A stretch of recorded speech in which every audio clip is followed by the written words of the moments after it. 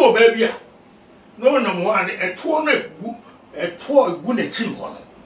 wotumi se to we die enye wo baby dia because it's am baby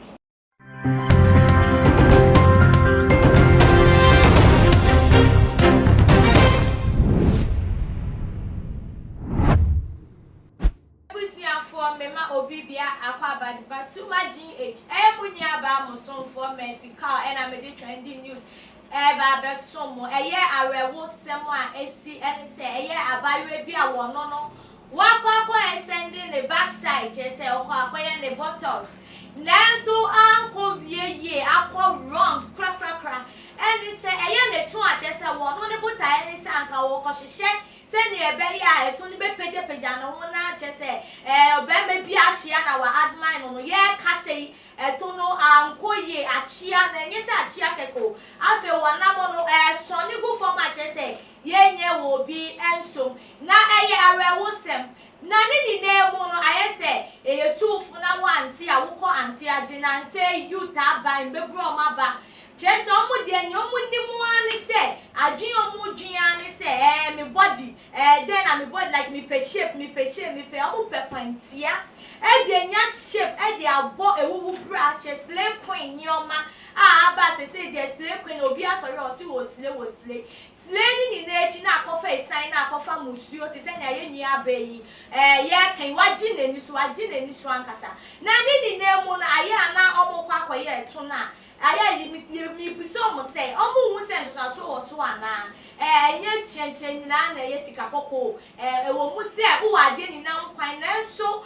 wa nhwe ni yi a na che say ade na wo nkwan na wabi mu anom no akofa wo problem ana wo na akofa le double dia bro ye wo ma yi na nim say dan da microphone try somewhere stand on backside na akofa or how bro na so esuade bia emfiri mu ba na sa pepe na to ye nya be na nsem yi nchiremu wo mitwa me ho aba na ye de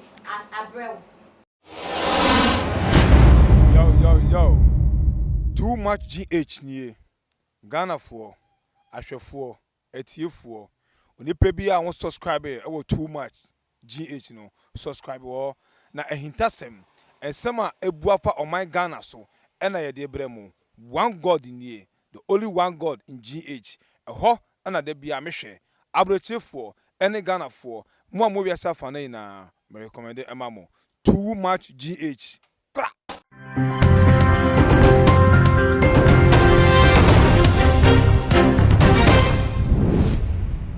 obibia akwa babiem de ba too much efidie kese so ena mo nsem ya trendy Ghana ha obi abobomu ama matumi sa afre openi kese eye apostle ajiman prempe a oda asafo the Bible Church of 7 days say ombra ambeka me ho na ye person say mo for any edi echi apostle me ma wakwa aba yo no ha ba jesu obapa na apostle want to say ni ebusiafo ni ni o nyankopon adom o Kristo mu me ho ye pa no problem ye de radias na apostle ye de radias na wo so nyame adom o se ne me hwa ya na wo kunu so ye de ne ho ye pa ne ho ye no me so obia ho ye de radias na insemsem ya ekoso yi wa dream check akawo wo anything Mercy edi kan ya mi sha no mo abaso amen ora ni anya okase ni odwumayefo amen director ni edwumay na radi mo no so aba bebre asumdwemra edwumayo amen na cameraman Yamsi Jamaica obo dwumanti na me sen kwatenten ni mano ya hoden na me mani yeska ni nyina yo na ofenso ahefo nso mesre ma na me shirishira obi a omuntini ewa omuhwe na omufemu aba na ebua no ma no koleni ani wo mu a ye ma sori mani me ye ma yo Mercy oba bi a wo koye no to akoye kora bi oh wa koye akọrọ na sentem sana aba ewo no oba bi a no na mo ane eto no egu na chi ho no What is a two way dear? And you're baby dear, because it's a baby. What's me, sir? Ah, now go to everything. Social media say go near. Who go phone one? Oh, Jaja.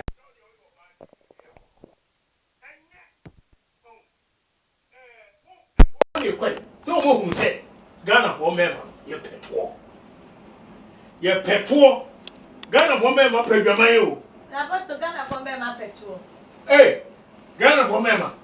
But a member will breathe. Because you make me say 90%. A 12 pound. I'm going to depend.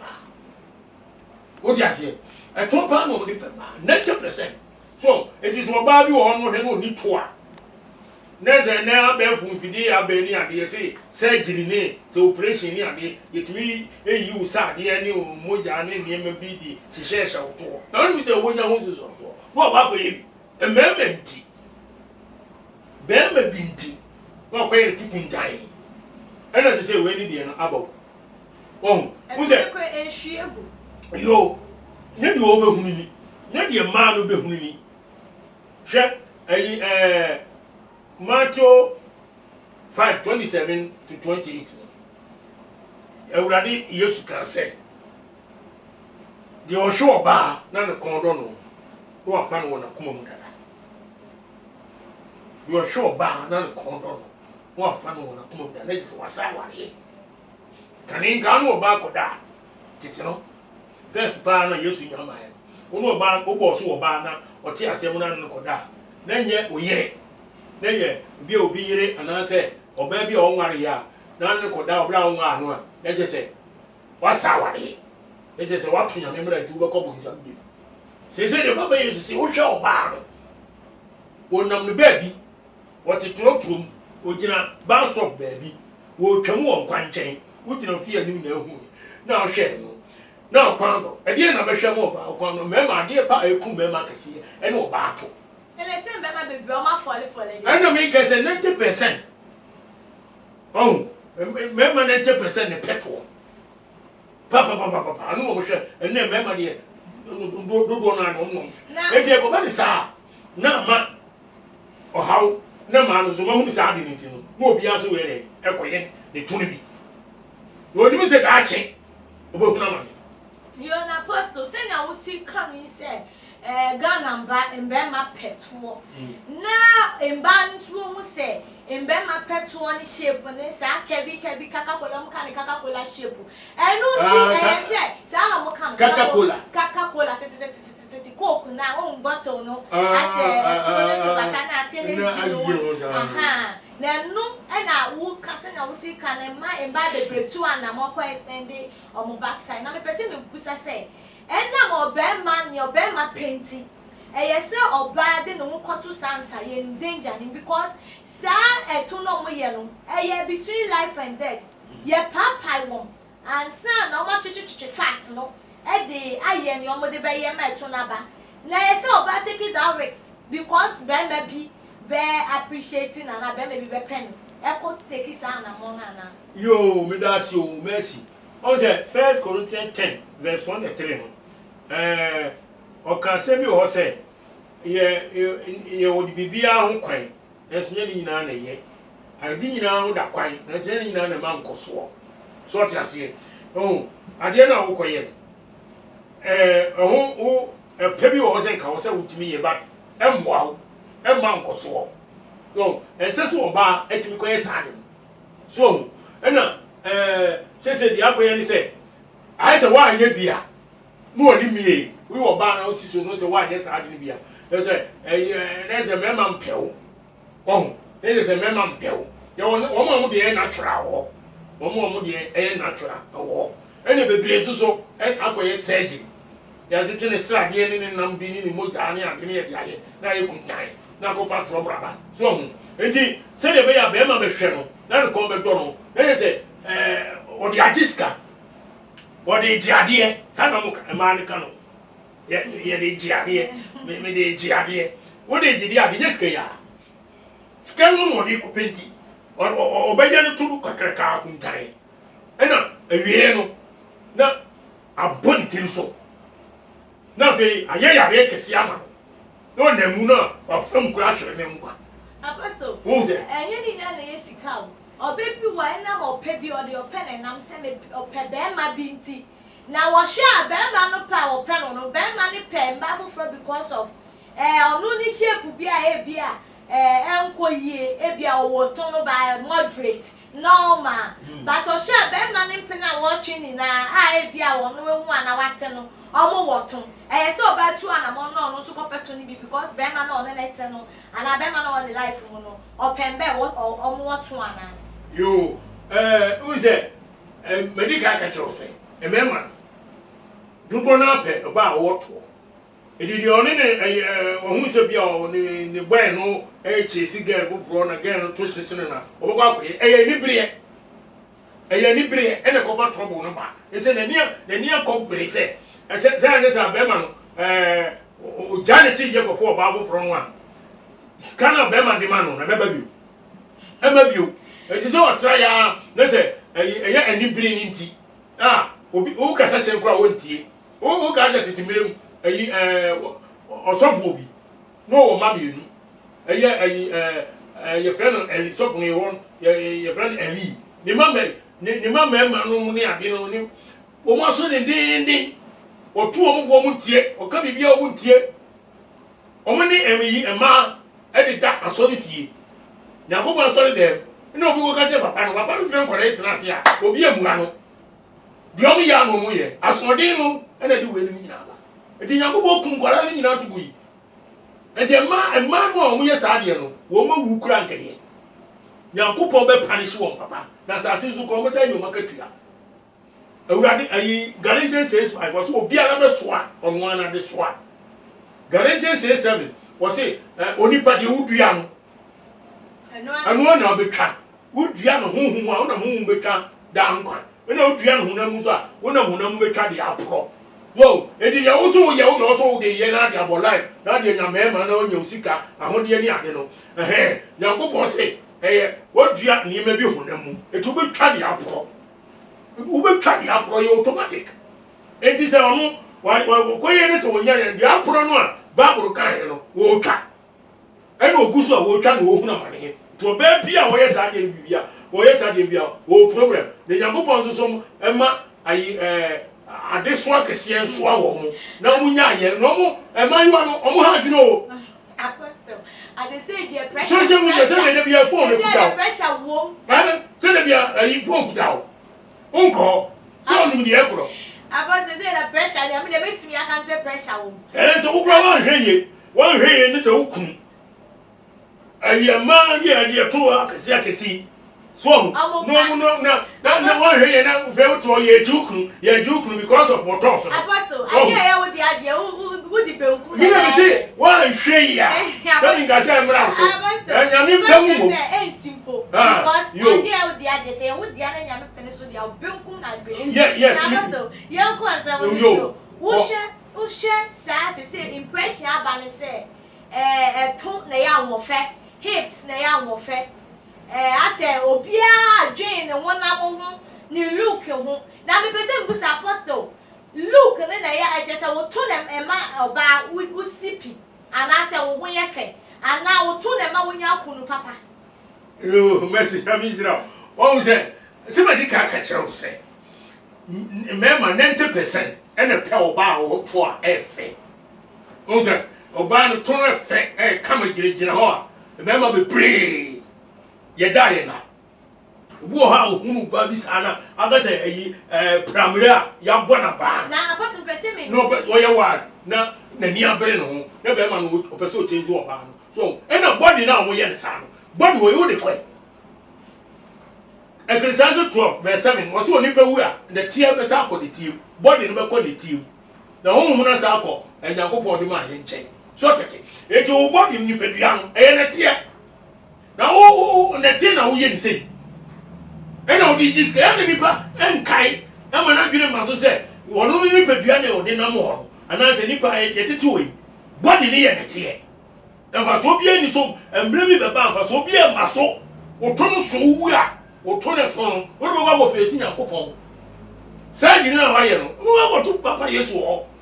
na bofo bi wa sama do ye fro na mo che atomodi anya no nipa hwe ayi ruka inflation 9 1 to 11 na Hebrew kasa mo frɛ no Abado ɛna Hira kasa mo frɛ no Apollyon wo mo de betwa nipa ma wo de Yes Kristo kan Luke 12:47 no wo say akwa na onipa onim de awurade pɛ anase onim de Nyankopɔn pɛ no anye sɛ de opɛ no obetwa no ma pa bebre so enti asɛm da nipa so emaayewa no wo mo twi ye pa na sɛ wuwu wo go to awurade Yesu na bo nso abofo no ana santefo frɛ no amoche saa abofo no abanko a mo twa nipa sɛ no papa Yesu aka ewo ene man ko tu a kyerɛ wo ba wo kan de na kyerɛ sɛ mba ye mo pa na must me pese wo sisa question we so ne answer ma me anwofe eye shape ana anwofe eye ton na e ka so bi mu ye fa eye ni look ele kyerɛ sɛ nipa we oye fe na e bia ye sɛ onya be ma papa won life ma na sa anwofe ye beyond shape Proverbs 30 31:30 wasi oso waye eya enada na hofe eya huhudie na oba osura urade no ono Nyankopon ebe hira no ana so be yi na ye so ahofe ho nyame abode efa ye kan wodi ase ade efa bia nyame abode de nyame ye bia eye because Genesis 1:20 na no wase o Nyankopon ehu de oye ye nyina se eye na ye papa ana meboa enti oba bia no ho fa bia nyame na abɔ sa wodi ase be ma no ho fa nyame na abɔ sa de no nya fa nyame na abɔ sa yo etietitia wo se nipa bi wo ka se emotia ntientientia nyame na abɔ sa bo okura ba wo kura no nante wontumi nante no on ya fo yesi ba fine meboa obo so ko wontumi nkasa esi wo ye mu ni nyina bi wo ni nyina nyame abɔ de Nyankopon de lim de etu oye sa dis all ho fa eye ba mente wa ho fa no e de to no se nyame ma obi a fine wa ma bi so ade ode ma ho no a mo ani so what as here mo ani so ene ne evre na ni bire no de nyame de ama na wo mente wo de nyame de ama wo na wo ko pe obi die ni bi no eni bire ene de bone ba no ene de wo haw ba no ene de yare e bire nipa se ni pa bi a any study wo ene mayu ayaba ye ntu omfo ye nkasem kire nipa ene ma no ye chesi memma enkofu okunum dai sugar daddy wo mo de ye tui etwitwi wo mo no mo de ye tui di wo machi ne memma na ni aye ko ni ani abere ni e doso wo no dwom sa no de diska no de dika no de di dai no de di ahunya de wo ye se samre na wo ye sa nyema no so ya wa ko bo pani o se general ye ya o tun aba ho na wo di diska no samre no huro ebeduru some few years to come no honey since so be ye abeba na me ba wa apostle sa etun na yo mo koye gini o mo pe no mba ba se so free say curve ni eyi na chese ma we bosi Coca-Cola enso aso wo sa ne ye no so mo koye to na chese mo ku mo ho say opeso looky ebi mo kra de waist trainer mia ni ye mu waist trainer nso ni eno so ma shape o di mia ni ye mu anu wa shatare 24/7 no so ye di mia ye yem na ni yem na kete sa se de bia no wa mia no ni na ne tuna pise ne akonche ni bia wo poison ama wo Anyeza apostle pachoa ni na mo pese mu se so aso wo mu physical mental mo ye mo tono mental physical na emotional pese mu se enya effect wo sa wo ba na wo tu sa na mo ne so ana wo se Onyankopon tiaso wo o de ade ma ye friend natural no natural ni enyame na de ama eti esisanso obie ni ho na ko ye artificial unse bema bi enu ye duntofo wo America e friend no Michael Jackson Michael ya wa uko ni baby nyanu bi no ko ye o ko change the body ye na nim nyina ana me boa o na wie ye no correct o ni afi etu baby no na na nim asesa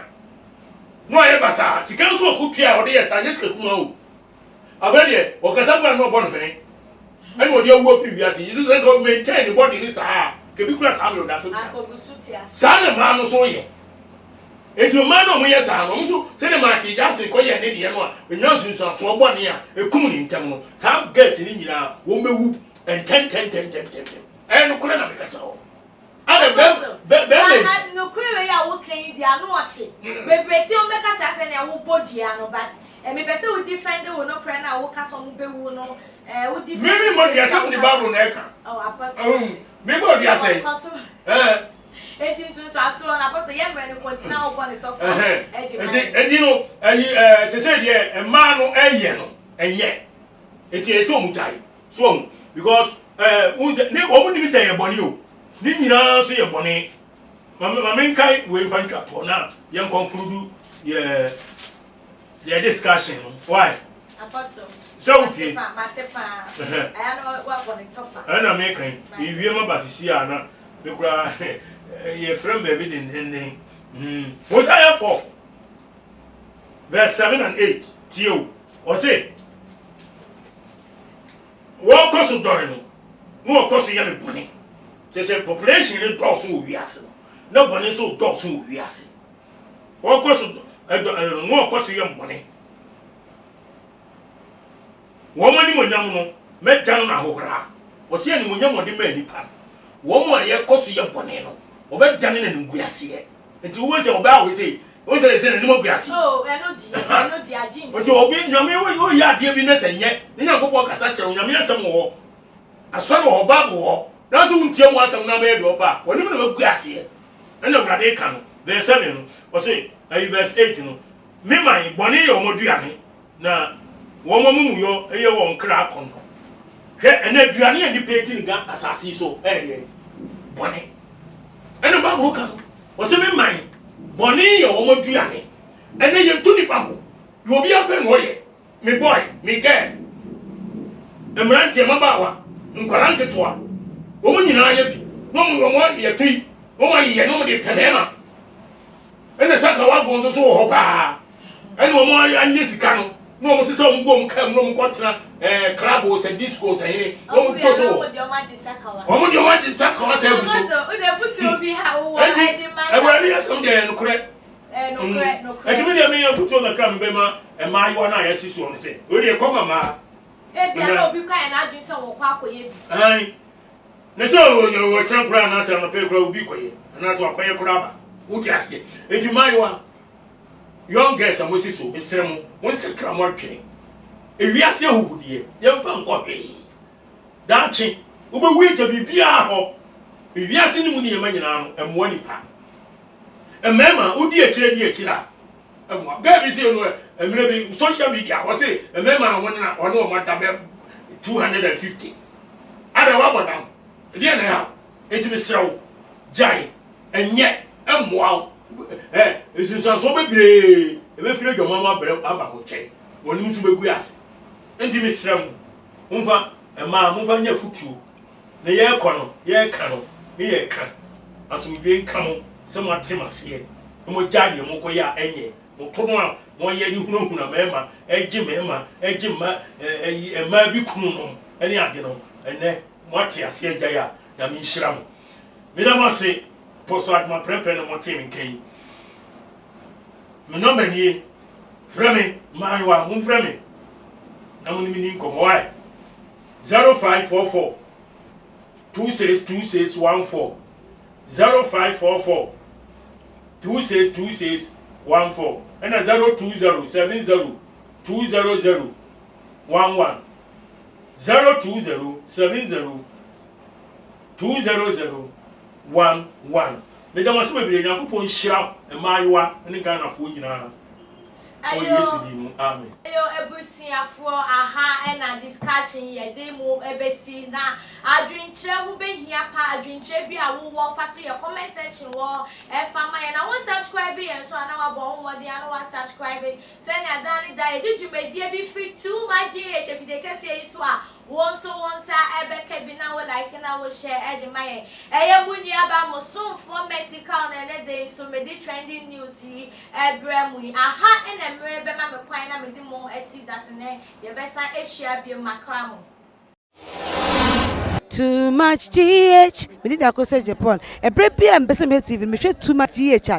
The move for. Hey, almost sports and as entertainment. Hey, the move for. Munko so show mo. No anybody GDB. Madam I say love you. Too much GH. Many have come and many have gone, but you are a great Kankambuka ability, worth being beheld by every optical nerves. That saith the papacy. Keep watching Too Much GH, and you'll get the best of entertainment, the best of everything you want. My name is Ohima One. Keep watching Too Much GH. It's the best. Keep watching Too Much GH.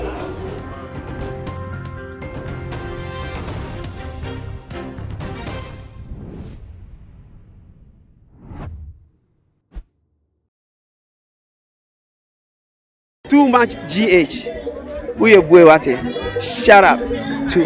your fans and everybody who is watching Too Much GH. Me dey Isaac Odwampo, obetun afem the great ampo mbrembrem. Wonu me nka mo ni ehwe Too Much GH. Too Much GH. Mo ye too much. Na me so me ye amo fire.